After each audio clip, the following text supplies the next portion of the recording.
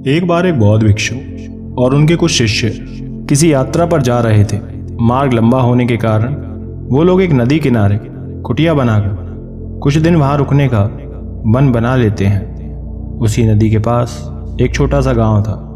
सभी बौद्ध भिक्षु उसी गांव में भिक्षाटन करने के लिए जाते हैं। जब गांव के लोगों को ये ज्ञात हुआ कि बौद्ध भिक्षु यहाँ रुके हुए हैं, सभी उनकी कुटिया के पास प्रतिदिन उनसे उपदेश लेने पहुंच जाते हैं। वो वहां बैठते, उपदेश देते, लोगों का मार्गदर्शन किया करते थे और प्रतिदिन उस गांव में भिक्षाटन के लिए जाते हैं। उस गांव में ही एक युवक था जो उन बौद्ध भिक्षु और उनके शिष्यों को बड़े ध्यान से देख रहा था।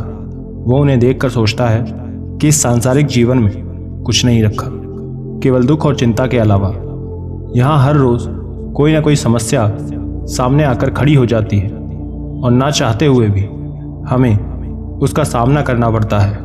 ये सांसारिक जीवन भी कोई जीवन है भला? हमसे बेहतर जीवन तो इन सन्यासियों का है।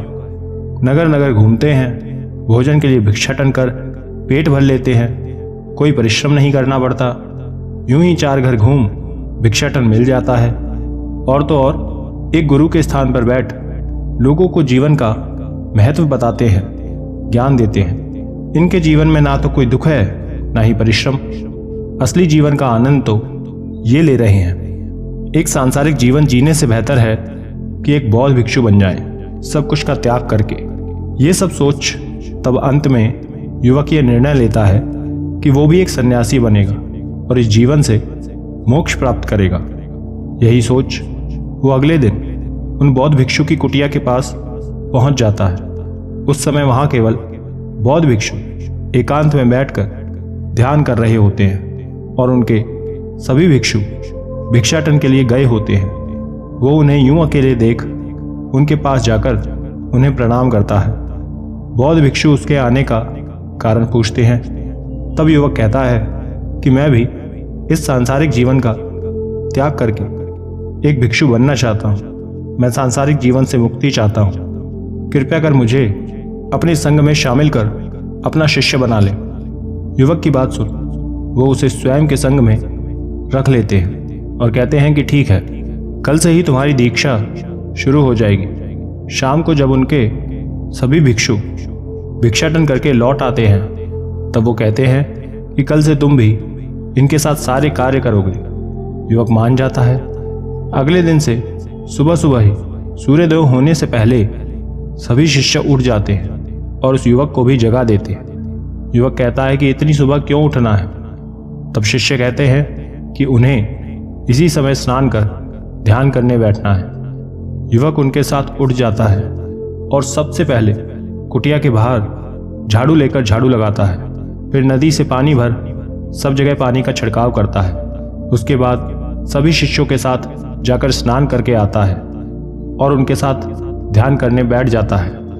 इतना सब कर युवक थक जाता है और सोचता है कि इतनी सुबह सुबह ये सब क्यों करवा रहे हैं? अभी तो सूर्योदय भी नहीं हुआ। कुछ देर बाद ध्यान करने के बाद वो सभी उपदेश सुनने बैठ जाते हैं। सभी शिष्य ध्यान से उपदेश सुन रहे थे, लेकिन उस युवक को बार बार नींद आ रही थी। वो हर थोड़ी देर में झपकी लेने लगता है। बौद्ध भिक्षु उसे नींद में देख लेते हैं। कुछ देर बाद वो सभी से कहते हैं कि चलो, अब हमें भिक्षाटन करने के लिए जाना है। वो उस युवक को भी भिक्षाटन के लिए भेजते हैं। जब वो भिक्षाटन करने जाता है तो उसे बहुत ही ज्यादा शर्म आने लगती है कि इस तरह उसे भीख मांगकर खाना पड़ रहा है। वो भिक्षाटन कर लौट आता है। भोजन ग्रहण कर बौद्ध भिक्षु कहते हैं कि अब हमें आगे की उस यात्रा को पूरा करना है, उसके लिए निकलना चाहिए। सभी उस यात्रा पर निकल जाते हैं। मार्ग में चलते चलते युवक बहुत थक जाता है। आज तक वो कभी इतनी दूर पैदल नहीं चला था। वो बहुत थक जाता है।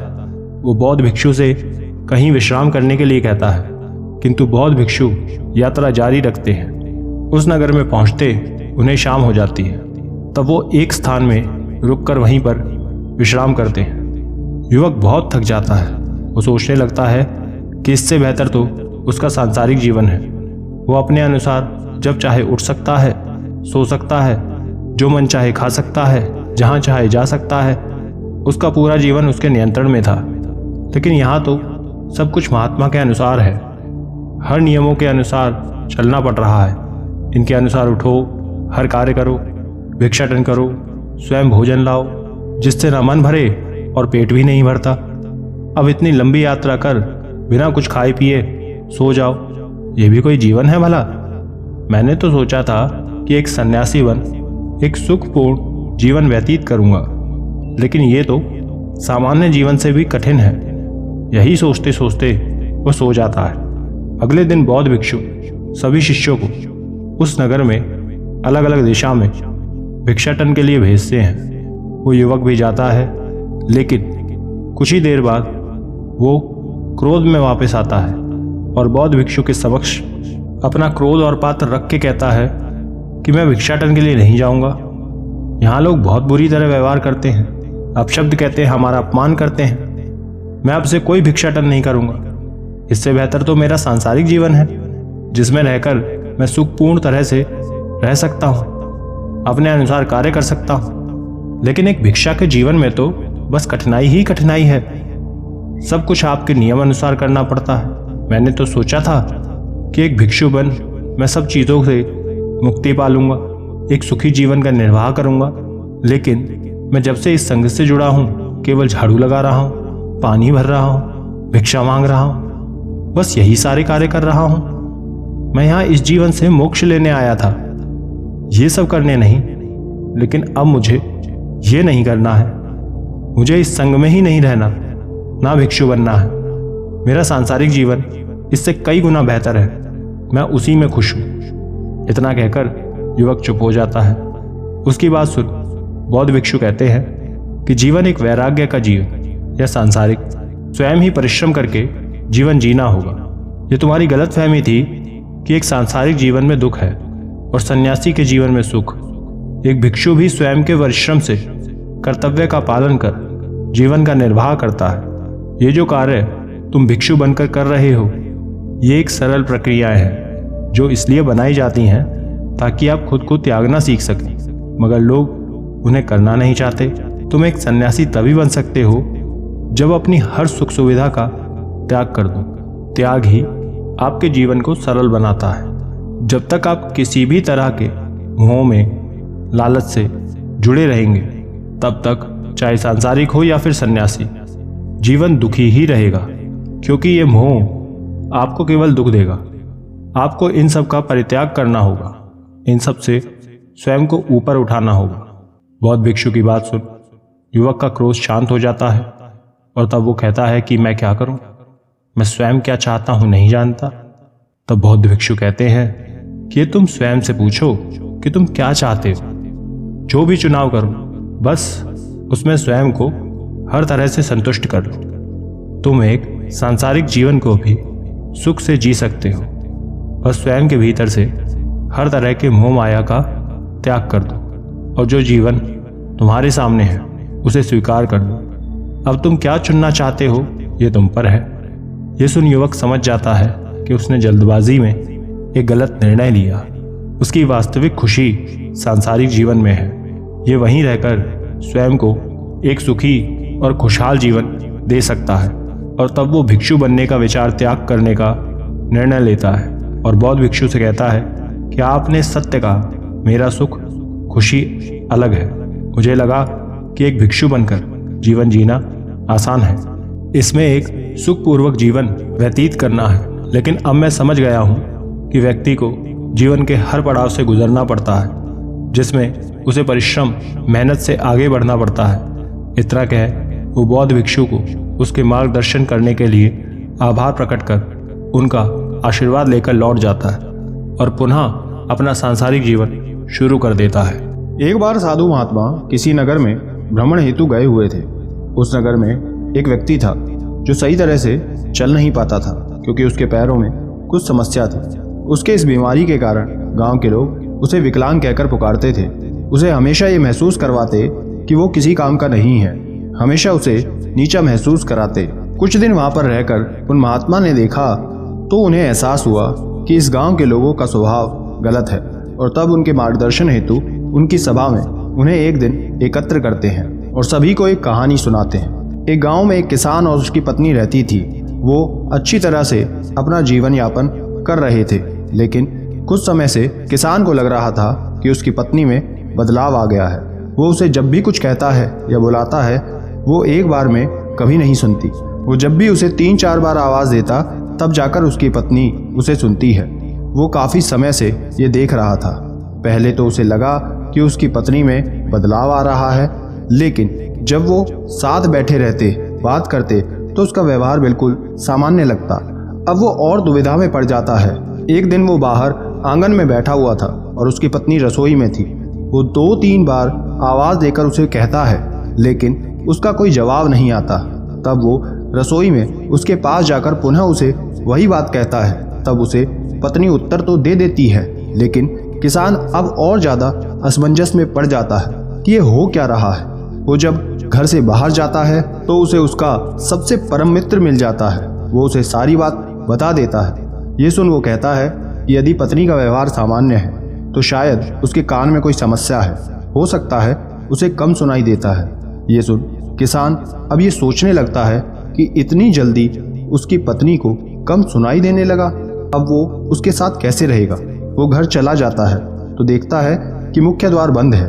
वो जाकर 3-4 बार दरवाज़ा खटखटाता है, लेकिन उसकी पत्नी दरवाज़ा नहीं खोलती। ये देख उसे लगता है कि शायद उसे सुनाई नहीं दे रहा। वो और ज़ोरों से दरवाज़ा खटखटाने लगता है। तभी उसकी पत्नी आकर द्वार खोलती है। तब वो उससे कहता है कि कब से आवाज़ दे रहा हूँ, उसने द्वार क्यों नहीं खोला। वो उस पर भड़क कर चला जाता है। उसकी बात भी नहीं सुनता।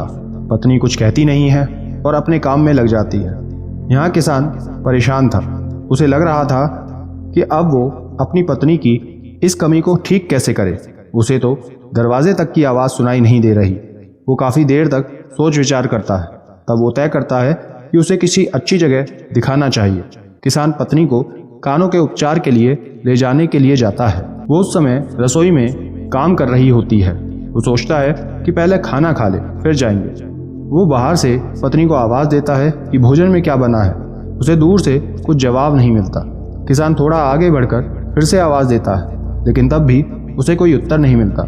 ये देख अब कि किसान रसोई में भड़क कर जाता है और कहता है कि मैं कब से तुमसे पूछ रहा हूँ कि भोजन में क्या बना है, लेकिन तुम हो कि सुन ही नहीं रही। हो क्या गया है तुम्हें, सुनाई नहीं देता क्या? यदि नहीं तो चलो किसी अच्छी जगह उपचार करवा दें। अभी से तुम्हें कम सुनाई दे रहा है, अभी तो पूरा जीवन पड़ा है। ये सुन किसान की पत्नी कहती है कि आपको क्या हो गया है? मैं कुछ भी बोलती हूँ तो आपको सुनाई नहीं देता। इतनी देर में मैंने कितनी बार बोला कि भोजन अभी बन रहा है, लेकिन आप सुन ही नहीं रहे।